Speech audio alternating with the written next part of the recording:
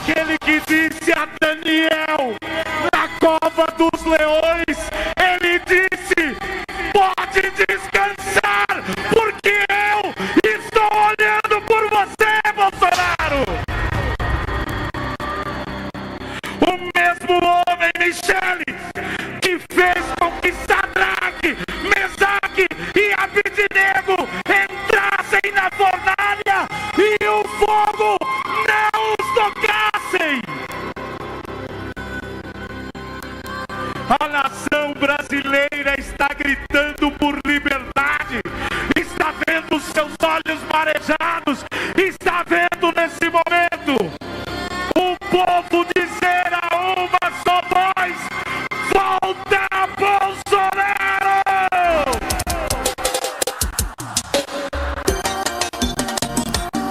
Eu tô aqui sofrendo nesse apagão, sem você tá difícil, vê se volta capitão. O chão vai tremer, porque nós vamos ouvir o maior líder da nação brasileira. Seu nome, Jair, Jair, Jair, Jair, Jair, Jair, Jair Messias Bolsonaro!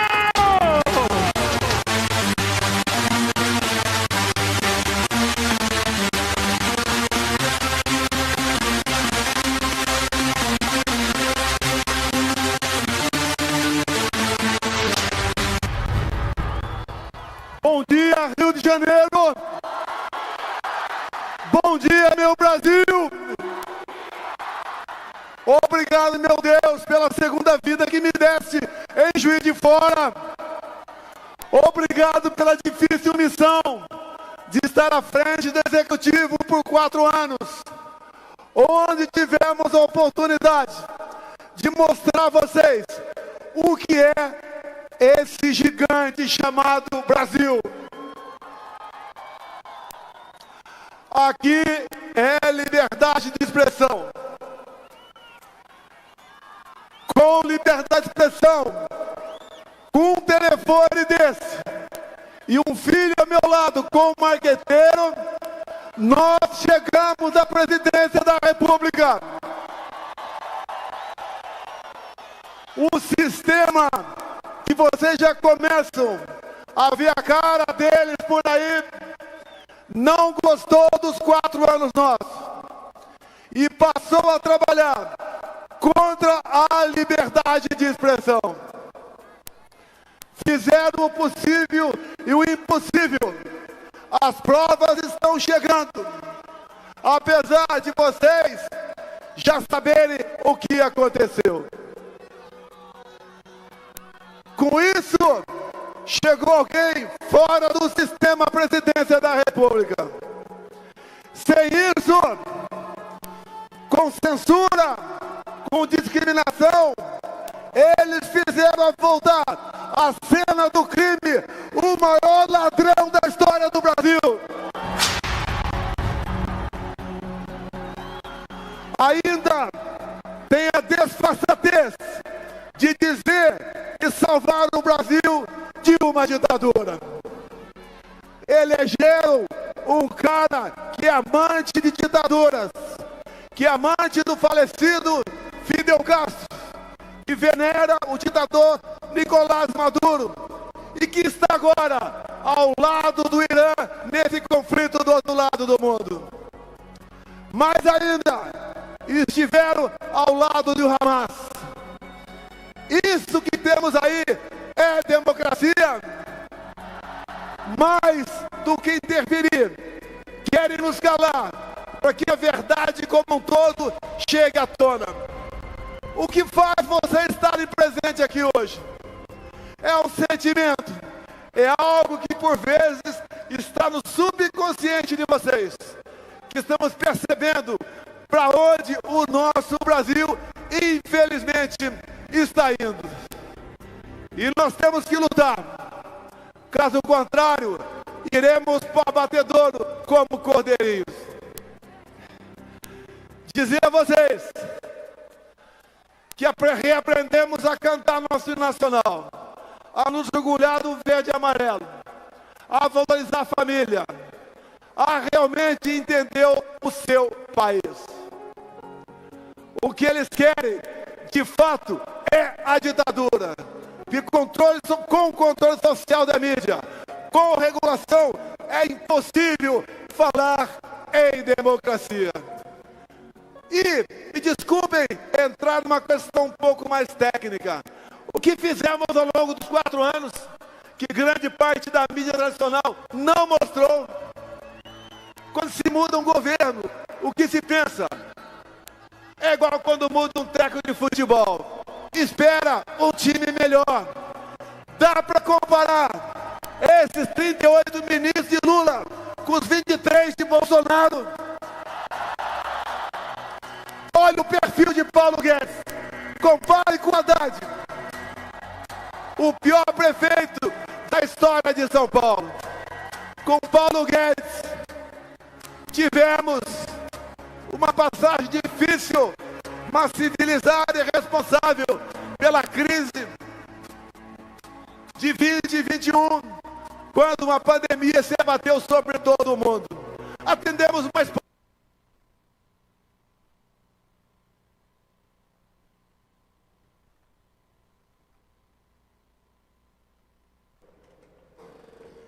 Na hora do pronunciamento de Jair Messias Bolsonaro, nós temos uma queda ali na transmissão, né? E vamos continuar aguardando da expectativa. Já estamos retomando ali o nosso sinal para transmitir a fala de Jair Messias Bolsonaro. Tão aguardada a fala, né? Jair Messias Bolsonaro, que está agora em cima do caminhão. Tivemos ali uma interrupção na transmissão. Vai deixando o seu like, vai se inscrevendo no nosso canal. Nós já estamos restabelecendo o contato. Vamos lá. De uma plataforma cujo objetivo dele é fazer com que o mundo todo seja livre, que é o X, o nosso antigo Twitter. É um homem que realmente preserva-se pela liberdade para todos nós. É um homem que teve a coragem de mostrar, já com algumas provas, outras virão com toda certeza, para onde a nossa democracia estava indo. O quadro de liberdade já perdemos. E eu peço agora, respeitosamente, uma salva de palmas para Elon Musk.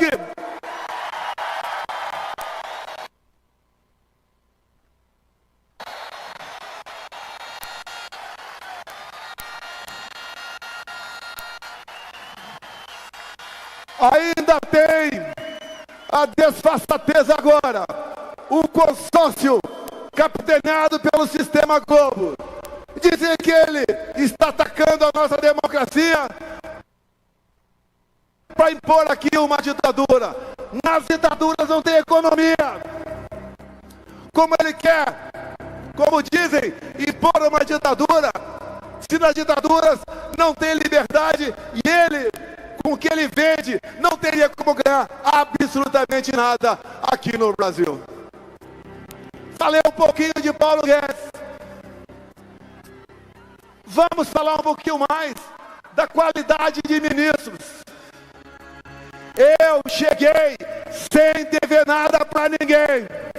Cheguei porque a maioria do povo brasileiro assim o quis. E entendam, foi aberto um inquérito pela Polícia Federal em novembro de 2018, acusando a mim de ter fraudado as eleições. E acreditem, esse inquérito está até hoje em aberto. Não vamos falar aqui de fraude. Vamos considerar 22 coisa passada. Agora, quando o meu partido questiona dentro da lei algo pontual sobre as eleições de 22 contra o atual mandatário, é arquivamento e multa de 22 milhões de reais. Que democracia é essa, Tribunal Superior Eleitoral? Ato contínuo. O TSE me julga inelegível em dois momentos. Primeiro, porque eu havia me reunido, sim, com embaixadores. Eu não me reuni com o traficante do Morro do Alemão.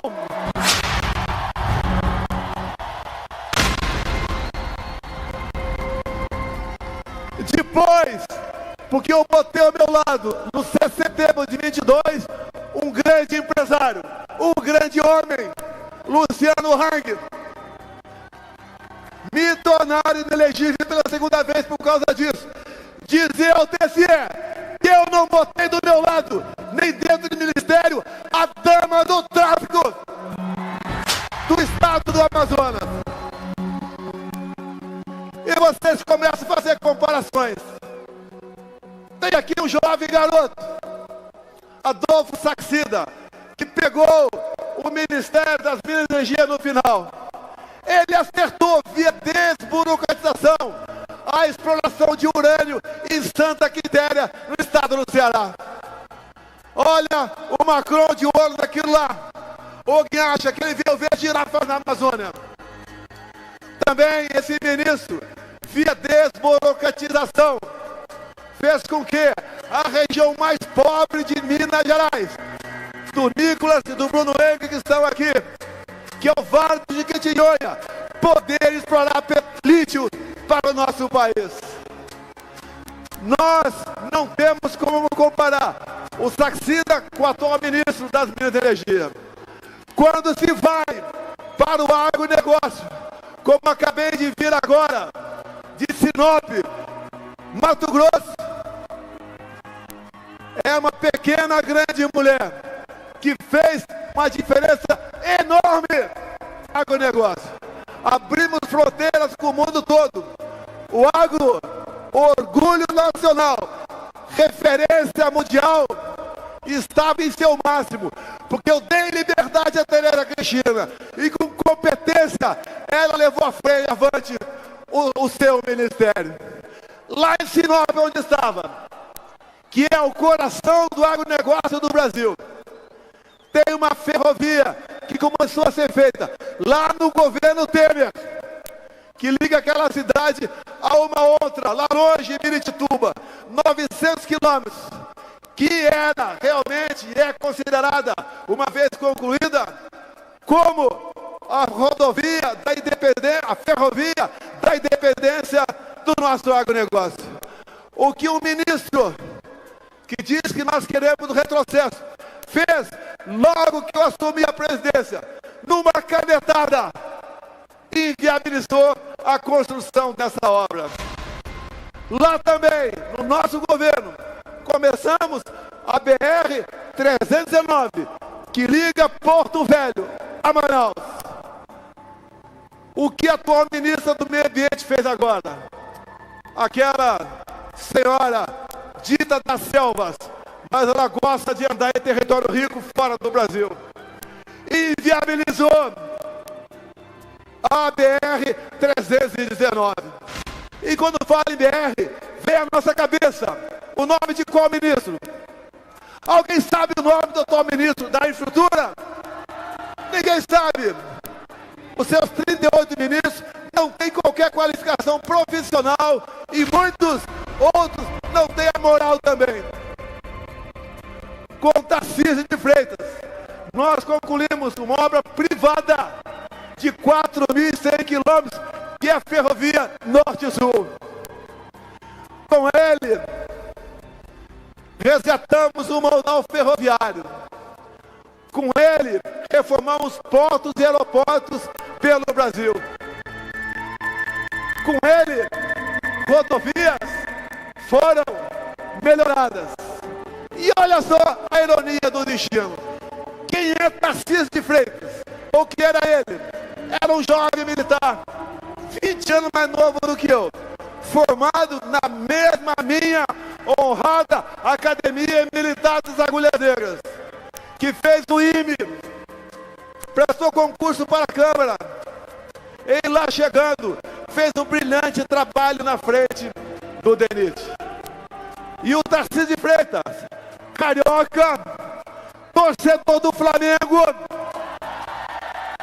se candidatou a governador no estado de São Paulo e ganhou.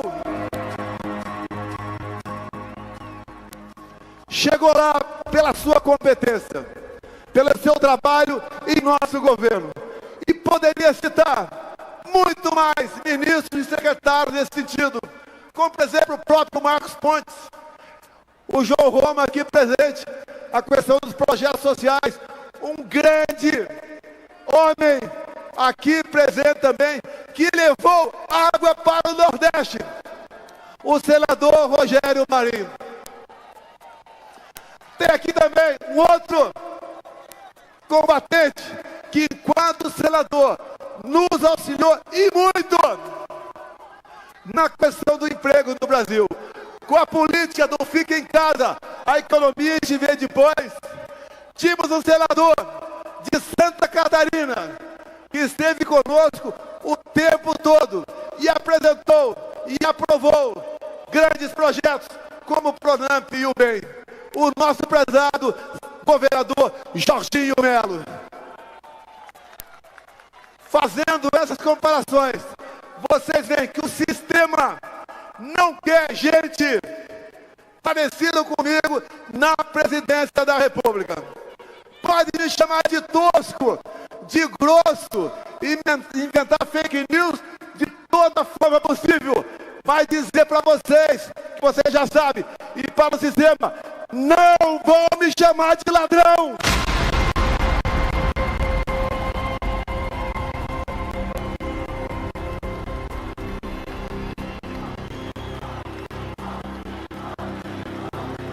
Vocês podem ter um presidente mais competente do que eu. Existem muitas pessoas, mas duvido que ache alguém com o couro mais grosso do que o meu.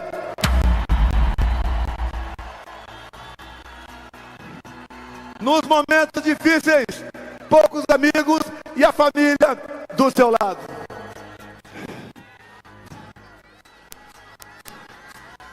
E a minha vida ficou difícil por quê? Porque desde o início eu escolhi um lado. Não foi o lado mais fácil, que é o lado de lá, que é o lado do poder, que é o lado dos engravatados, que não tem coragem de subir num carro como esse. Eu escolhi o lado do povo brasileiro.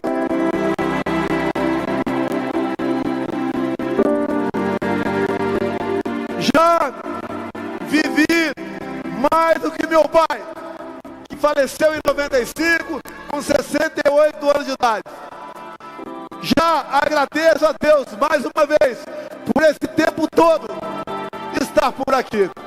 Poderia ficar nos Estados Unidos, estaria muito bem de vida, mas não poderia abandonar vocês, abandonar o meu Brasil. Riscos eu corro. Depois da aula de Silas Malafaia sobre Constituição, só podem fazer uma maldade comigo na covardia.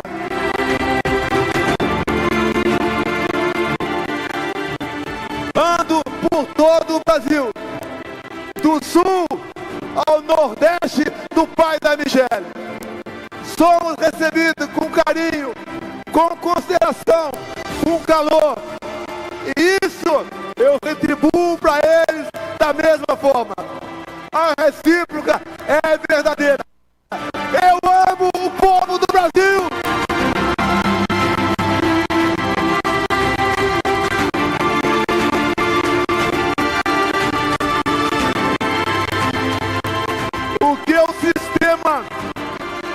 O sistema que começa a ser desnudado realmente quer. Não é apenas tornar inelegível. Não é apenas me jogar numa cadeia da vida por aí. O sistema quer concluir o trabalho de Juiz de Fora. Ao sistema nos interessa fora de combate em definitivo. Mas nós temos duas coisas ao nosso lado. A maioria do povo brasileiro é o nosso bom Deus.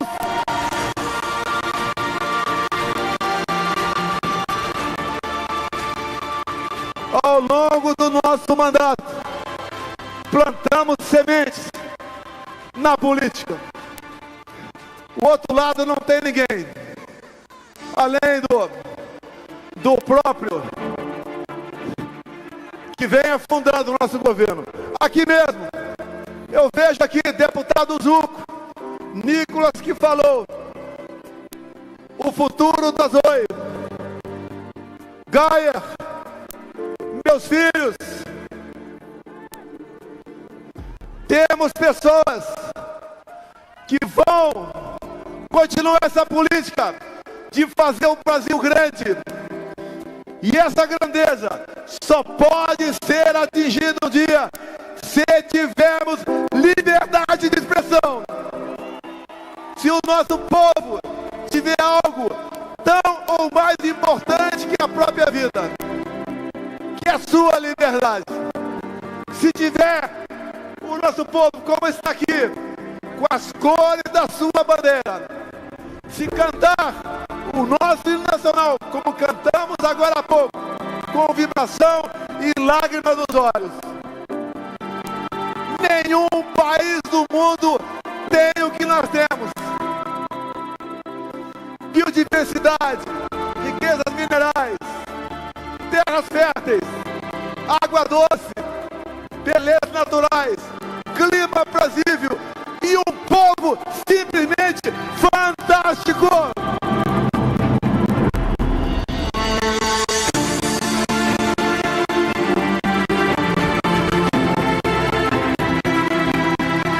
Em 2014, após o segundo turno das eleições, quando uma mulher, não sei como, foi reeleita, lá em Resende,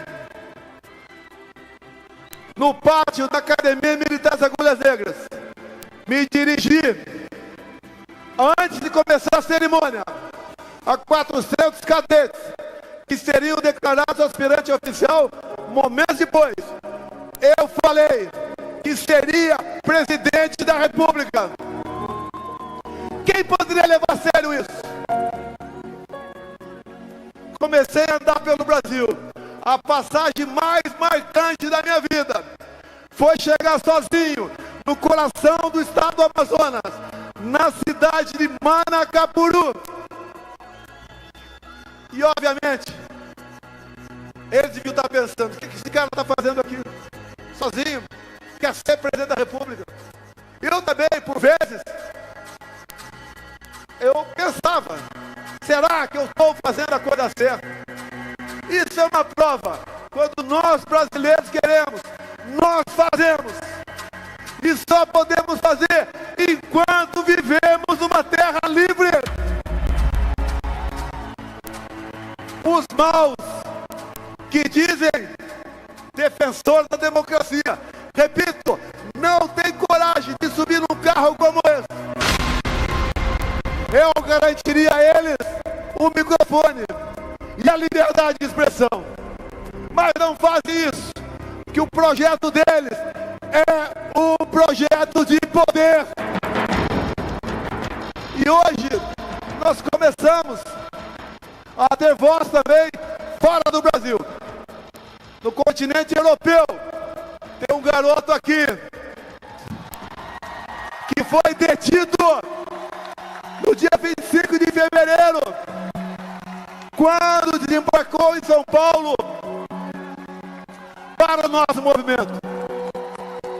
Sérgio Tavares nos deu voz, não só em Portugal, mas em toda a Europa.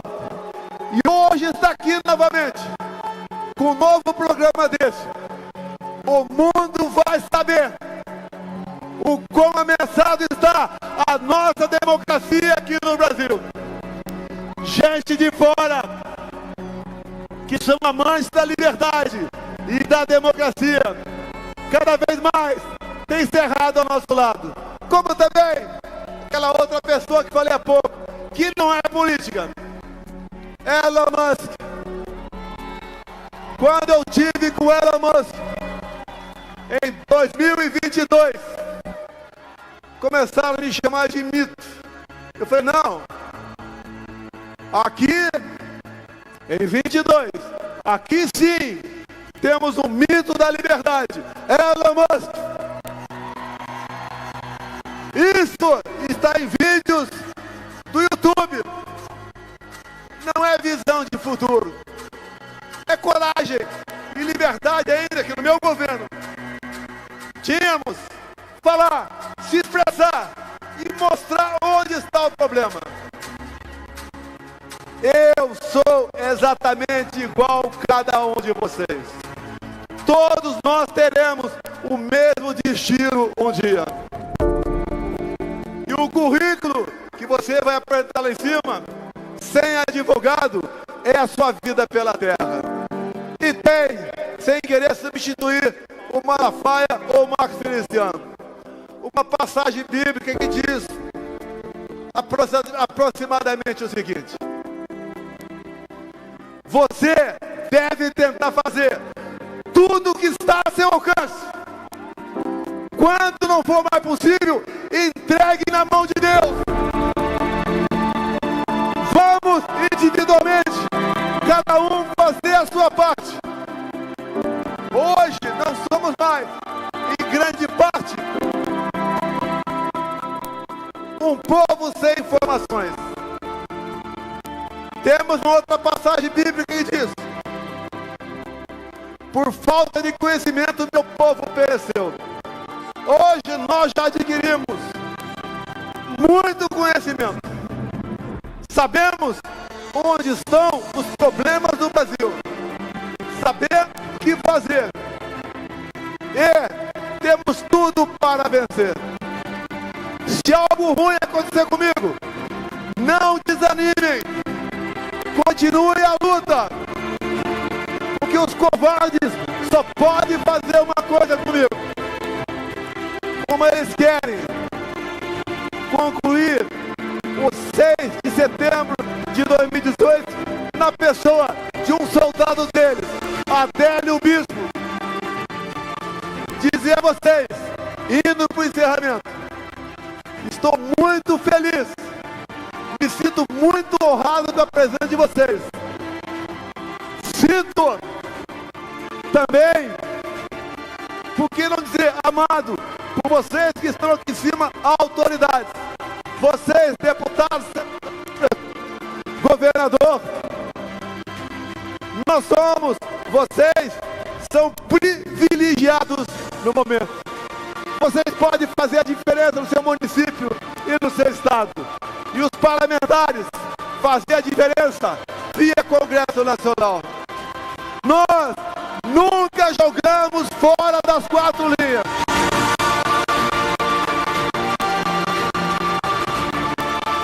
Completando aqui o Silas Malafaia. Minuta de golpe. Alguém já viu essa minuta de golpe? Empresa, já viu a minuta de golpe? Ué, por que não? Quando se fala em estado de sítio, é uma proposta que o presidente, dentro das suas atribuições constitucionais, pode submeter ao parlamento brasileiro. O presidente não baixa decreto nenhum. Só baixa decreto depois que o parlamento der o sinal verde.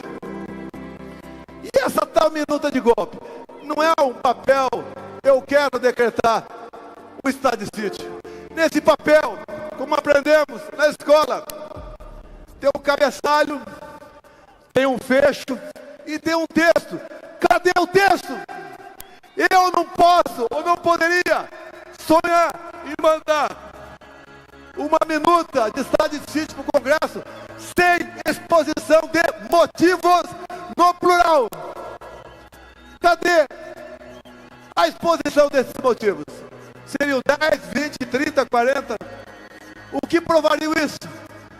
Por que não se mostra então são o raio da minuta de golpe. Grande parte da mídia vai continuar taxando quem, porventura, busca socorro na Constituição como golpista. E vamos também orar, a trabalhar também. Vocês que têm família aqui, mentalize seu filho de 4, 5, 6 anos de idade. Mentalize seus avós com 55, 60, 70 anos de idade. Hoje temos em Brasília, ou melhor, temos pelo Brasil, órfãos de pais vivos. A anistia é algo que sempre existiu na história do Brasil. Ninguém tentou, por meio de armas, tomar poder em Brasília. Aquelas pessoas estavam com a bandeira verde e amarela nas costas, e muitas com uma Bíblia embaixo do braço. Não queiram condenar um número absurdo de pessoas, porque alguns erraram, invadindo e depredando o patrimônio, como se fossem terroristas, como se fossem golpistas. E nós, quando eu falei para olhar para os teus avós e para os teus filhos, uma passagem entre tantas que muito me marcou na região sul do Brasil, especificamente Santa Catarina. Uma pessoa que chega para mim e fala de uma pessoa de 20 e poucos anos de idade, uma mãe com 2 filhos pequenos, tinha acabado de ser condenada a 15 anos de cadeia. Falta de humanidade, falta de pensar no próximo, falta de pensar na própria família. O que nós mais queremos é justiça com J maiúsculo. O que mais nós queremos é que o Brasil volte à sua normalidade, que nós possamos disputar eleições sem qualquer suspeição.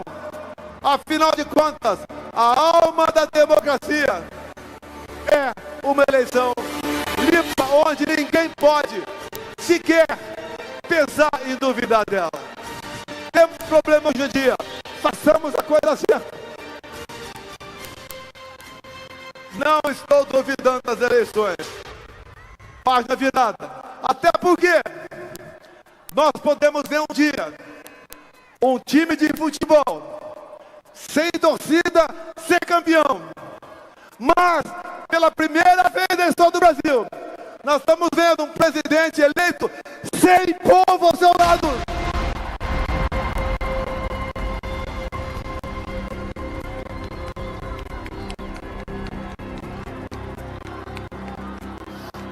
Não, por favor, sem brado contra ninguém. Nós estamos com a verdade ao nosso lado e Deus está ao nosso lado. Como disse o Malafaia, Ele está agindo. Essa grande nação, que eu chamo de terra prometida, vai dar a volta por cima.